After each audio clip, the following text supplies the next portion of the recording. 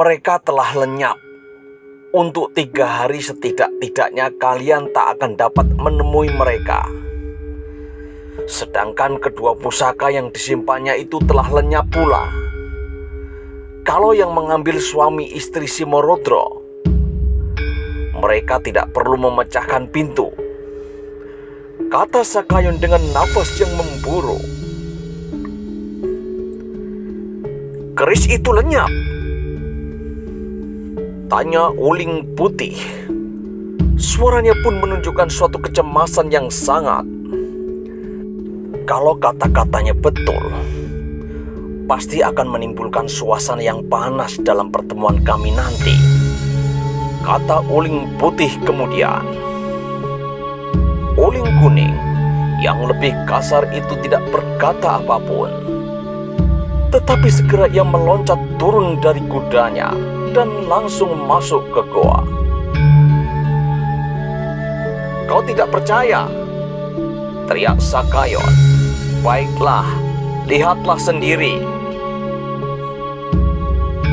Rupanya Uling Putih tidak tega membiarkan adiknya memasuki goa sendiri.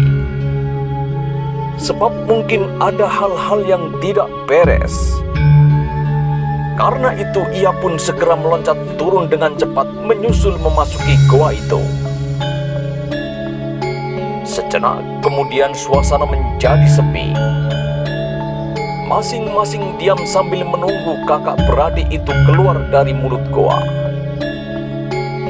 Sementara itu, ketika semua perhatian dicurahkan ke mulut goa, berbisiklah Gajah Soro.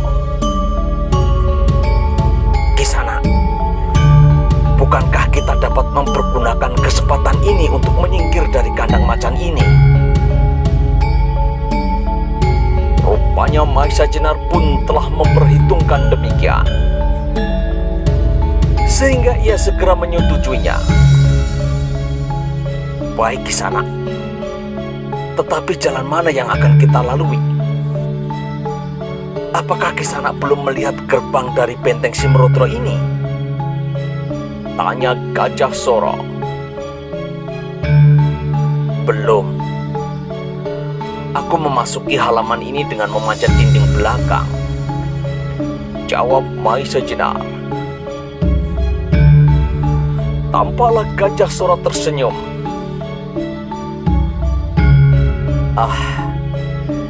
Kisana kurang hati-hati. Seharusnya Kisana mengetahui lebih dahulu sebelum berbuat sesuatu. Arah-arah mana yang dapat Kisana lewati kalau bahaya datang? Atau setidaknya Kisana telah memiliki pengetahuan tentang itu, kata Gajah Soro. Mahesa Jenar tersenyum pula. Kisana benar. Aku memang kurang hati-hati. Tetapi, apakah sekarang kita dapat melewati gerbang? Tentu, jawab Gajah Soro. Orang-orang yang menjaganya sedang berkumpul di sini. Kalau demikian, marilah kita pergi, saut Mahesa Jenar lagi.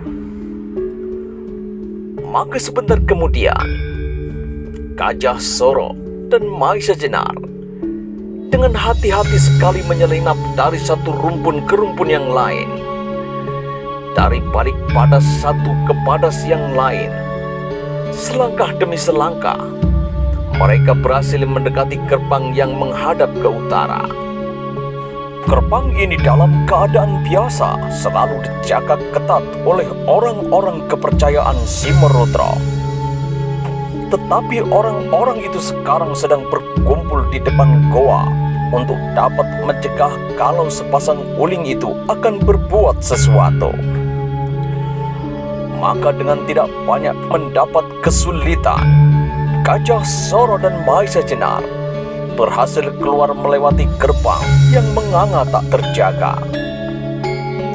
Setelah itu, setelah mereka berada di luar, Segera mereka meloncat ke dalam semak-semak dan menjauhi benteng Simorodra itu dengan mengambil jalan menyusup rumpun-rumpun liar dan menjauhi jalan yang semestinya. Dengan keadaan tubuh mereka yang hampir remuk itu, mereka harus dengan hati-hati sekali menuruni tebing yang curam serta meloncati padas-padas yang rumpil. Untunglah bahwa mereka berdua mempunyai dasar kecekatan yang cukup, sehingga meskipun dengan susah payah pula mereka dalam waktu singkat telah dapat mencapai dataran di sebelah bukit kecil itu. Tetapi demikian mereka merasa bahwa jalan yang mereka lalui tidak begitu sulit. Mereka mendengar lamat-lamat derap kuda yang keluar dari gerbang Bukit Tidar, yang semakin lama terdengar semakin jauh.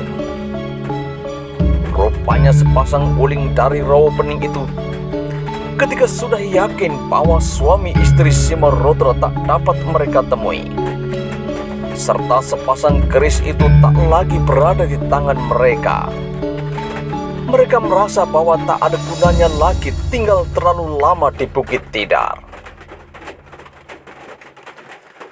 Setelah suara derap kuda itu lenyap, kembali Gajah Soro dan Maisa Jenar melanjutkan perjalanan untuk secepat-cepatnya menjauhi Gunung Tidar.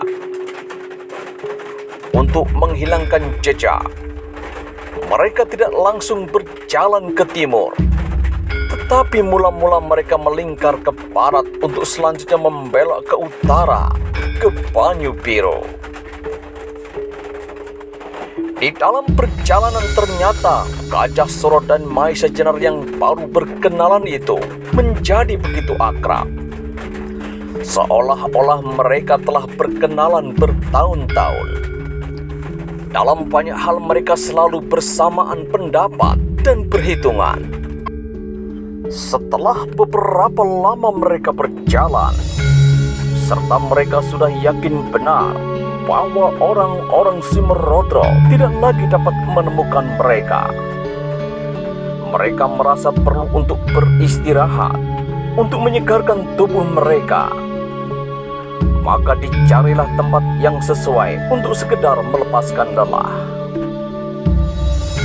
Tetapi demikian mereka duduk bersandar di pepohonan, karena lelah dan tegang yang dialami beberapa saat yang lalu, segera mereka jatuh tertidur.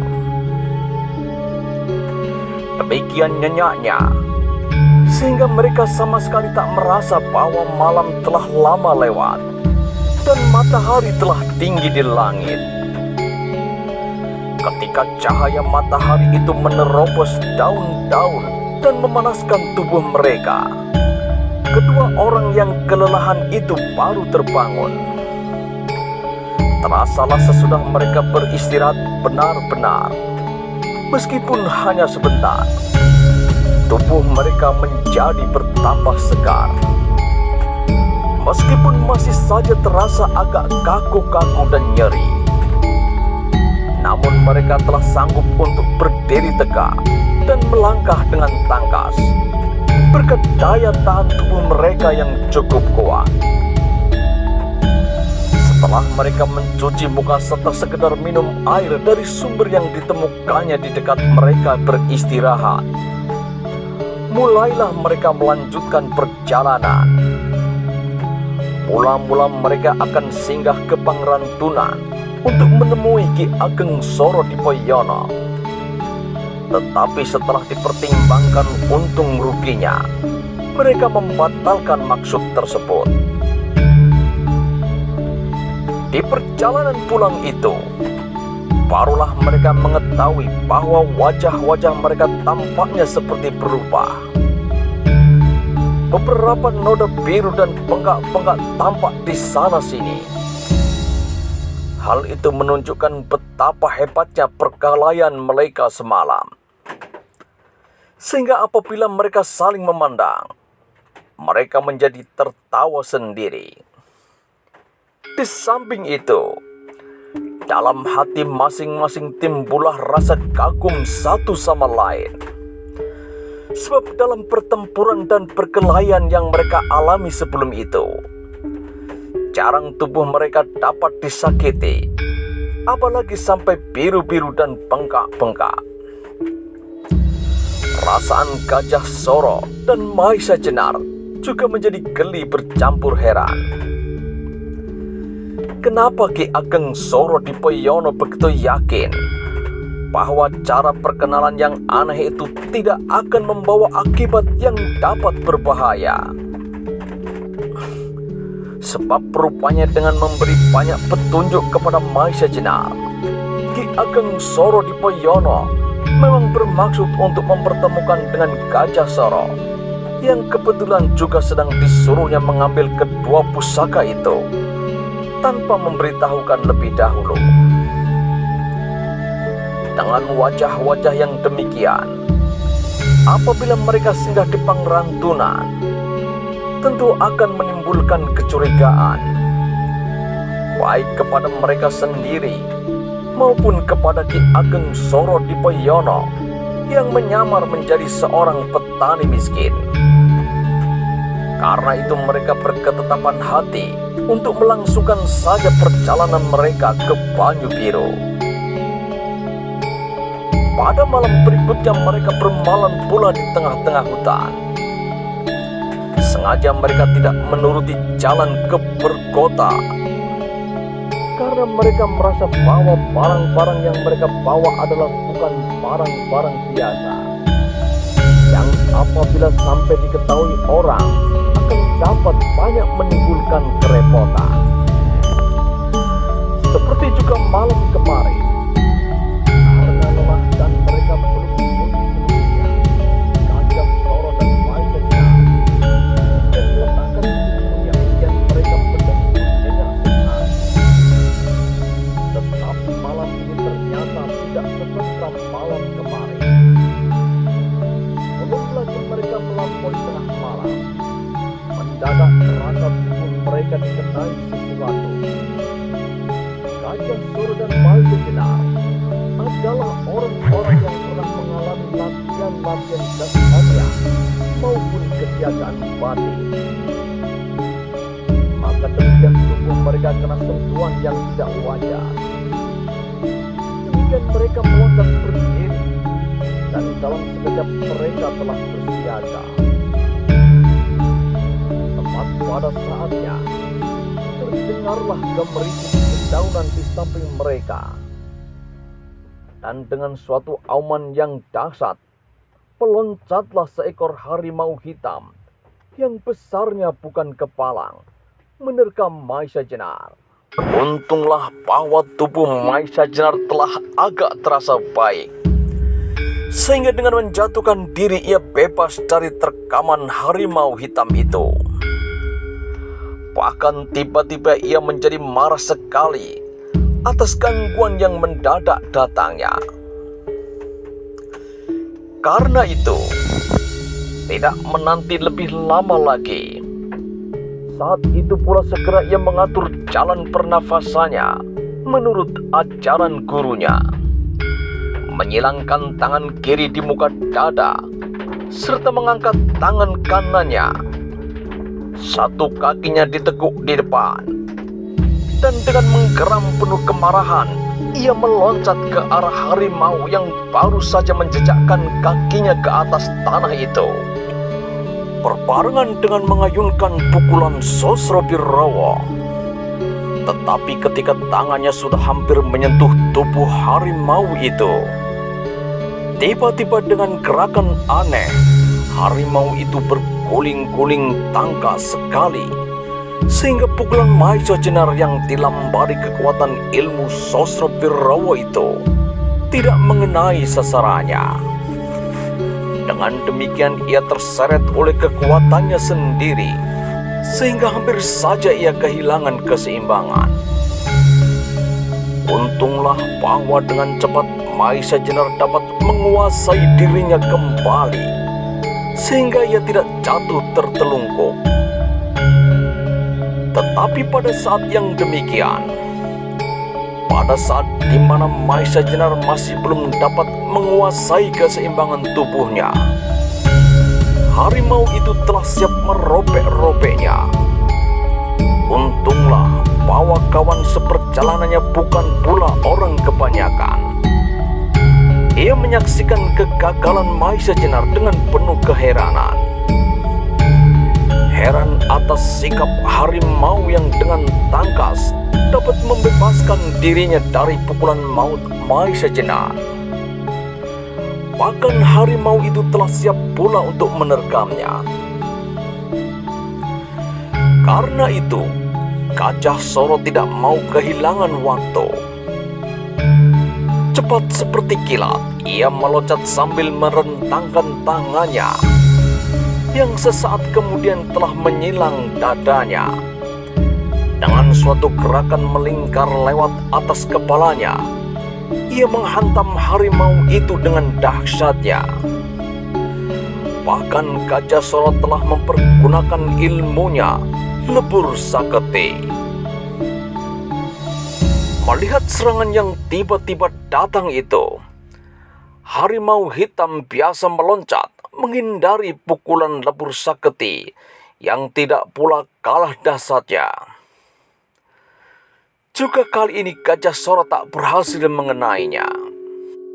Sementara itu, Maisa Jenar telah dapat menguasai diri sepenuhnya. Sehingga demikian ia melihat harimau itu berhasil menghindari pukulan Gajah Soro. Demikian Maisa Jenar mengulangi serangannya dengan ilmunya Sosro Birowo. Kali ini harimau hitam yang sedang mengelak itu tidak sempat berbuat apa-apa. Tangan Maisa Jenar berhasil mengenai tengkuknya. Harimau itu meloncat tinggi-tinggi dan mengaum hebat sekali. Gajah Soro yang menjadi marah pula tidak mau membiarkan harimau itu. Karenanya sebelum harimau itu jatuh di tanah, ia telah mengulangi pula serangannya dengan aji lebur saketi. Akibat dari dua pukulan maha dahsyat itu hebat sekali. Harimau hitam itu terpental beberapa langkah. Tetapi alangkah terkejutnya mereka berdua ketika Gajah Soro dan Maisa Jenar menyaksikan harimau itu jatuh berguling-guling dan kemudian menggeliat, dan seperti melenting ia meloncat dan bangun berdiri. Berdiri di atas dua kaki seperti manusia berdiri. Akhirnya, barulah Gajah Soro dan Maisa Jenar sempat menyaksikan bahwa yang berdiri di hadapannya sama sekali bukanlah seekor harimau hitam, tetapi benar-benar seorang manusia yang berkerudung kulit harimau berwarna hitam. Karena itu darah mereka bergolak hebat. Manusia itu yang berdiri di hadapannya pasti bukanlah manusia biasa, sebab ia telah dapat membebaskan dirinya dari akibat pukulan-pukulan lebur saketi dan sekaligus Sosro Birowo. Orang yang berkerudung kulit harimau hitam itu berdiri dengan angkuhnya. Tubuhnya gagah besar, melampaui ukuran yang biasa. Jambang dan janggutnya tidaklah begitu lebat, tetapi hampir memenuhi seluruh mukanya. Matanya tampak bercahaya di dalam gelap, benar-benar seperti mata seekor harimau. Dalam cahaya bintang yang samar-samar, Maisa Jenar dan Gajah Soro yang berpandangan tajam itu dapat menyaksikan bahwa wajah orang itu pastilah bengis dan kejam. Sebentar kemudian, terdengarlah ia menggeram perlahan-lahan. Lalu terdengarlah suaranya yang dalam sekali. Pukulan kalian luar biasa dahsyatnya. Terasa betapa sakit dan nyerinya. Karena itu, kau telah berbuat kesalahan dalam dua hal. Mengambil kedua pusaka itu dan menyakiti tubuhku. Akibatnya adalah dua hal pula. Kembalikan keris itu, dan aku akan membalas pukulan kalian. Kalau kalian mati karena pukulanku, itu adalah bukan salahku. Mendengar kata-kata itu, Gajah Soro dan Maisa Jenar menjadi gemetar karena marah. Biarpun orang itu tidak dapat dibunuhnya karena kesaktian andalan mereka yang terakhir, tetapi mereka bukanlah anak-anak kecil yang harus menerima saja hukuman dari orang tuanya. Karena itu Gajah Soro dan Maisa Jenar segera menyiapkan diri untuk bersama-sama menghadapi bahaya yang besar. Dan untuk taruhan yang besar pula, yaitu kedua keris pusaka Demak dan nyawa mereka. Menurut pertimbangan Gajah Soro dan Maisa Jenar, tidaklah mereka bersalah apabila mereka terpaksa mempergunakan keris-keris yang sedang mereka pertahankan mati-matian itu. Karena itu, tangan Maisa Jenar dan Gajah Soro segera melekat pada ukiran keris yang mereka bawa masing-masing. Melihat gelagat itu, orang yang berkerudung kulit harimau itu berdesis. Kalian akan mempergunakan Kiai Nogososro dan Sapu Inten itu untuk melawan aku? Bagus. Memang tak seorang pun di dunia ini yang akan dapat tetap hidup, meskipun hanya tergores seujung rambut saja. Tetapi aku harus meyakinkan kalian bahwa kalian tak akan dapat menyentuh tubuhku dengan kedua pusaka itu. Habis mengucap kata-kata itu, orang itu segera bersiap untuk menyerang Gajah Soro dan Maisa Jenar. Bagaimanapun beraninya Gajah Soro dan Maisa Jenar, hati mereka bergetar juga. Tergetar karena menghadapi bahaya yang mungkin akan dapat menggagalkan tugas mereka untuk menyelamatkan Kiai Nogososro dan Sapu Inten. Sejenak kemudian seperti angin menyambar, orang itu mulai dengan serangannya. Alangkah dahsyatnya, Gajah Soro dan Maisa Jenar segera memencarkan diri. Dan tak ada pilihan lain kecuali mencabut kedua pusaka yang mereka bawa yang kemudian sejenak diunggulkan di atas kepala masing-masing. Kiai Nogososro berbentuk seekor naga bersisi emas yang memancarkan cahaya kuning menyilaukan. Sedang Kiai Sapu Inten yang bereluk 11 tampak berkilat-kilat memancarkan cahaya yang kebiru-biruan. Gajah Soro dan Maisa Jenar, meskipun tidak dapat menyamai kecepatan gerak lawannya, tetapi mereka bukan pula anak-anak ingusan. Apalagi di tangan mereka sekarang bercahaya pusaka yang tiada taranya. Karena itu orang yang berkerudung kulit harimau itu pun tidak berani merendahkan. Segera mereka bertiga terlibat dalam suatu pertempuran yang luar biasa hebatnya. Tampaklah sebuah bayangan hitam menyelinap menyusup dan kemudian meloncati gumpalan-gumpalan cahaya kuning yang silau dan cahaya biru yang bergemerlapan. Itulah cahaya dari kedua pusaka itu di tangan orang-orang yang hampir sempurna olah senjata.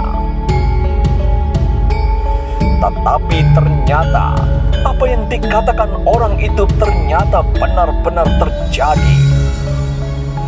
Maisa Jenar dan Gajah Soro yang sudah bekerja mati-matian sama sekali tak berhasil menyentuh kulit lawannya dengan senjata-senjatanya. Hanya untunglah bahwa karena kedua pusaka itu pula, lawan mereka belum juga berhasil dapat mengenai tubuh mereka.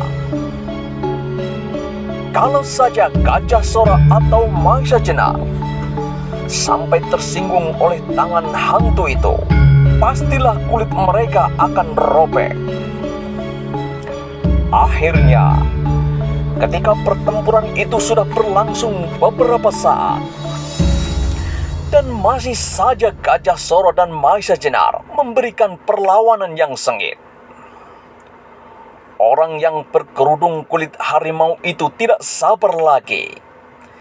Ia meloncat beberapa langkah ke belakang, dan dengan gerak yang menakutkan ia menggetarkan tubuhnya sambil mengaum mengerikan. Sesaat kemudian ia telah siap untuk mengadakan serangan-serangan terakhir yang mematikan. Meskipun Gajah Soro dan Maisa Jenar tidak mengerti arti dari gerakan-gerakan itu, mereka yakin bahwa saat yang menentukan segera akan tiba. Gajah Soro dan Maisa Jenar pun segera mempersiapkan diri. Mereka berdiri kira-kira berjarak 3-4 langkah yang dapat dicapainya dalam satu loncatan. Mereka sudah bertekad untuk bertempur sampai kemungkinan yang terakhir. Kalau mereka berdua harus mati, maka setan itu pun harus dapat dilukainya pula dengan salah satu dari kedua keris itu, sehingga ia pun pasti akan mati pula. Orang yang berkerudung kulit harimau itu setelah berhenti mengaum, segera bersikap seperti akan menerkam. Tangannya terjulur ke depan, sedangkan jari-jarinya dikembangkan. Melihat sikap itu, segera Gajah Soro dan Maisa Jenar teringat kepada istri Sumarodra yang bertempur dengan cara yang serupa. Tetapi orang ini ternyata mempunyai ketinggian ilmu yang berlipat-lipat. Sejenak kemudian, hampir pada saat orang itu meloncati Gajah Soro, tiba-tiba terdengarlah suara tertawa yang nyaring meskipun tidak terlalu keras. Kemudian disusul gemericik daun-daun yang bergetar karena suara tertawa itu. Alangkah besar tenaga yang dilontarkan lewat suara yang tidak begitu keras itu. Mendengar suara itu, orang berkerudung kulit harimau itu tampak terkejut bukan main. Dan keadaan itu sangat mengejutkan Gajah Soro dan Maisa Jenar. Mereka telah terkejut karena getaran suara itu, disusul oleh sikap orang yang berkerudung itu. Orang berkerudung itu kemudian menegakkan kepalanya. Ia menggeram hebat menunjukkan kemarahannya. Kemudian terdengar ia berkata, "Apa kepentinganmu dengan mengganggu pekerjaanku?" Dan terdengarlah jawaban yang lunak halus, hampir seperti suara perempuan. "Terhadap anak-anak itu kau sudah akan mempergunakan ajimu macan liwung," katanya. "Apa pedulimu?" jawab orang berkerudung. "Banyak kepentinganku atasnya. Mereka adalah murid-murid sahabatku. Dan bukankah persoalan itu adalah persoalan anak-anak? Sebaiknya orang tua tidak usah ikut campur, jawab suara itu. Sebaiknya kau mengurus kepentinganmu sendiri, saut orang berkerudung itu. Ini juga termasuk kepentinganku, jawab suara itu pula. Aku tidak pedulikan kau, potong orang berkerudung itu. Tetapi aku memperdulikan kau, karena kau memaksa pula untuk mencampuri perkara anak-anak. Baiknya kita yang tua-tua ini membuka permainan sendiri, sedang anak-anak biarlah mereka belajar menyelesaikan masalah mereka. Gila, selamanya kau gila. Kau berharap dapat mengalahkan aku sekarang? Tidak. Aku tahu bahwa aku tak akan dapat mengalahkan kau. Tetapi setidak-tidaknya kau juga tidak akan dapat mengalahkan aku. Dan permainan itu akan memberi kesempatan kepada anak-anak itu untuk berlindung kepada bapak-bapaknya. Karena ada seorang bapak telah ikut campur pula, jawab orang itu.